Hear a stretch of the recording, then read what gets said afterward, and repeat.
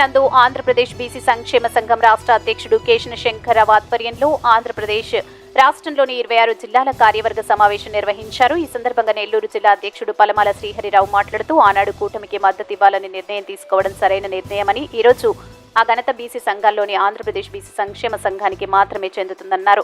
బీసీలపై దాడులు చేస్తే అట్రాసిటీ కేసులు తీసుకురావాలని, ఆర్థికంగా బీసీలు ఎదగాలంటే అన్ని కాంట్రాక్ట్ వర్కర్లు 50% బీసీ, ఎస్సీ, ఎస్టీ, మైనార్టీలకు ఇవ్వాలని, ఎమ్మెల్సీ చైర్మన్, డైరెక్టర్లు, district rates, revenue heads population basis పైన 50% వాళ్ళని కన్సిడర్ చేయాలని, కుల జనగణన చేయాలని ప్రభుత్వానికి విన్నవించాలని తన ప్రసంగంలో ప్రసంగించారు. ఈ కార్యక్రమంలో రాష్ట్ర అధ్యక్షుడు కేశవ శంకర్రావు, యువజన అధ్యక్షుడు క్రాంతి కుమార్, నాగమల్లేశ్వరరావు, బ్రహ్మానంద శర్మ, సోమరాజులు, శ్రీనివాసులు, రాష్ట్ర కార్యవర్గ సభ్యులు, అన్ని జిల్లాల నుండి జిల్లా అధ్యక్షులు పాల్గొన్నారు. వివిధ అంశాల మీద చర్చించడం జరిగింది. కేశవ శంకర్రావు గారు, మరి స్టేట్ ఆఫీస్ బేరర్స్, మరి ఇక్కడికి వచ్చేసినటువంటి presidents and general secretaries of all the districts, right టైంలో రైట్ డెసిషన్ తీసుకున్నారు మన సార్. లాస్ట్ మీటింగ్ 14th మనం కూటమికి సపోర్ట్ చేస్తాము అన్న దానికి మన వాళ్ళు ఏం చేశారు, ఏ ఏరియాలో ఎక్కడ చేశారో పక్కన పెడితే ఈరోజు బీసీ సంక్షేమ సంఘానికి ఉన్నటువంటి వాల్యూ ఇంకా దేనికి లేదు. ఇది 100% పక్కా confirm.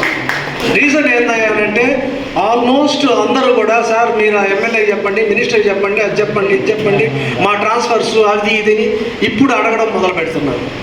This is the only indicator to our growth.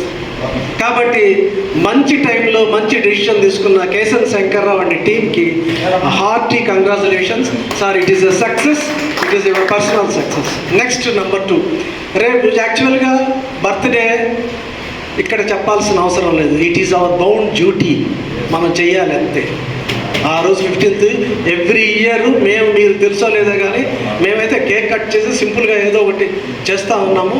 కాబట్టి ఇప్పుడు చేయడానికి మెయిన్ రీజన్ ఏంటంటే మేబీ 1% or 2% or 10%.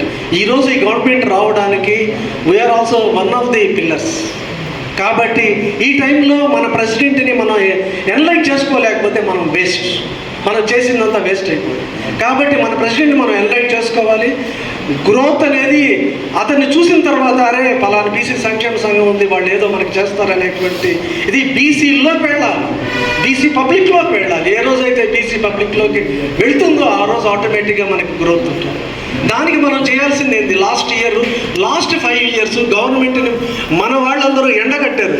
గౌడాలు ఒక అబ్బాయిని కాల్చడం అయితేనేమి, ధర్మవరంలో మన అతన్ని బట్టలు వరకు కొట్టడంలో అయితేనేమి, ప్లస్ ఇంకా మన ఈ ఇష్యూ ఏది మన పుంగనూరులో మన గౌడ్గా మన ఇతను యాదవ్ది, మన రామచంద్ర యాదవ్ది, అవన్నీ కూడా మనం ఎన్లైట్ చేశాం. కాబట్టి పబ్లిక్లోకి ఒక గవర్నమెంట్కి అగెనిస్ట్ని మనం క్రియేట్ చేయగలిగేటువంటి కెపాసిటీ మనకు వచ్చింది. అదే టీడీపీ కానీ జనసేన చేస్తుంటే వచ్చిండేది కాదు. ఒక సంఘం చేస్తేనే దానికి అది ఆలోచిస్తారు పబ్లిక్. యాక్చువల్గా బీసీలు ఆలోచించేది ఇటువంటి ఇష్యూల పైన. రేపైనా కూడా టీడీపీలు తప్పులు చేస్తే అడగాల్సింది వైఎస్ఆర్సీపీలు కాదు, సంఘాలే అడగాలి. సంఘాలు ఇప్పుడు ఈ సంఘం మనం అడుగుద్దా లేదనేది పక్కన పెట్టండి ప్రస్తుతానికి. కాబట్టి మనం లాస్ట్ ఇయర్ మనం చేసిన దానివల్ల ఈరోజు ఈ ఏదైతే ఉందో జనసేన అయితేనేమి, మన టీడీపీ అయితేనేమి, బీజేపీ అయితేనే కానీ ఈరోజు పైకి రావడానికి we are also one of the pillars. కాబట్టి మన ప్రెసిడెంట్ని మనం పైకి తీసుకురావాల్సిన బాధ్యత మనందరిపైన ఉంది. రేపు 15th బాగా చేయాలి. తర్వాత మనకి లాస్ట్ 5 yearsలో బీసీల పైన విపరీతమైన దాడులు జరిగాయి, అది అందరికీ తెలుసు. దానిపైన ఆల్రెడీ గవర్నమెంట్ అట్రాసిటీ చట్టాన్ని తీసుకొస్తానన్నారు. దానిపైన మనం ప్రెషర్ పెట్టాలి, మనం పెడితే కూడా బాగుంటుంది. అదొక పాయింట్. రెండోది, ఎంప్లాయీస్ ఎక్కడైతే ఉన్నారో అక్కడంతా కూడా మీకు తెలుసు, ఎక్కడైతే పైసలు వస్తాయో, ఎక్కడైతే డబ్బులు దోచుకొని తింటారో అక్కడంతా కూడా ఒక పర్టికులర్ క్యాస్ట్ కూర్చొని దోచుకొని తిరిగింది. కాబట్టి అవన్నీ కూడా గవర్నమెంట్కి తెలుసు. ఆ ఏరియాలో అంతా బేస్డ్ ఆన్ పాపులేషన్ మా బీసీస్నే వేయాలి. తర్వాత మనం ఆర్థికంగా ఎదగాలి అని అంటే మోస్ట్ ఇంపార్టెంట్ ఏంటంటే మనకి రెవెన్యూ ఫెచ్చింగ్కి రావాలి. బీసీలు ఆర్థికంగా మన డబ్బులు సంపాదించాలని అంటే ఏ విధంగా సంపాదించగలరు? దానికి గవర్నమెంట్ నుంచి ఒక జీవో ఇప్పించుకోవాలి. అన్ని కాంట్రాక్ట్స్లో based on population maybe 30 or 40%, లేదా బీసీ, ఎస్సీ, ఎస్టీ, మైనార్టీస్కి అందరూ కలిపి 50% ఇవ్వాలి, కంపల్సరీ ఇవ్వాలి అనేది పెట్టాలి. మీరు చూసారంటే వేరే డిపార్ట్మెంట్స్లో అన్నింటిలో కూడా ఒకే క్యాస్ట్ కాంట్రాక్ట్స్ చేస్తారు. వేల వేల వేల కోట్లు దోచుకు తింటున్నారు. మనం ఏం చేయలేం, మనం పార్టీ పెట్టినా కూడా ఏం చేయలేం. ఆర్థికంగా మనం ఎదగందే మనం ఏమీ చేయలేం. ఈ రోజైనా కూడా మనం జనసేన రావడానికి రీజన్ ఏం చేయాలనంటే, మీరు అనుకుంటున్నారేమో ఒక టీడీపీలో కొంచెం ఇది ఉందని. లేదు, అంత లేదు.